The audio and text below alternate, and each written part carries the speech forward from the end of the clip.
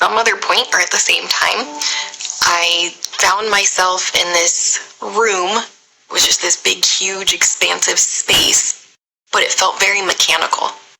Similar to the way that a revolving door is arranged, like this, or an old Kodak slide carousel. Very much that setup, where each one of these little individual sections was somehow both a still shot that I could look at, like a photograph. It was also a movie or a 3D holographic sort of rendering of this experience that I could look at third person. But I was also somehow in the experience as myself, but I wasn't just experiencing it from my perspective, it was from the perspective of everyone else also in the room. It's like my perception split in all of these different ways in this one moment. And at first, I had time to really sit with and be in each one of these experiences. I was able to know exactly what other people were thinking and feeling. I was also able to experience in very real time the effect and impact of not just my words and my actions, not just the external parts of me, but also my thoughts and my energy.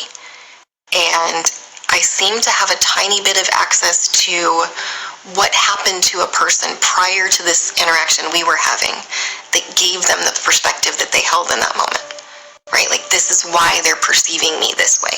This is why they feel the way they do. And I also had a little bit of access as to how this interaction changed them. I'm now very aware that every interaction we have, we're sending someone either off in a neutral position, right, or a more positive or a more negative place than they were before we started together. There were moments where, I did something great, right, and they felt really good. There were moments where I was doing a lot of wrong, right, or bad things, quote unquote, and those didn't feel good.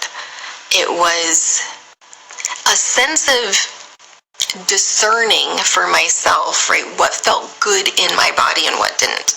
So it wasn't like I was judging, but I was analyzing, right? And I was doing it with this same sort of energy you might teach a kid how to tie their shoes with, right? Where if they get it wrong, you don't necessarily scold them and punish them. You're just like, nope, let's undo it and try again. And so it was very much that motherly, nurturing sort of way that I was reviewing all of Danielle's experiences.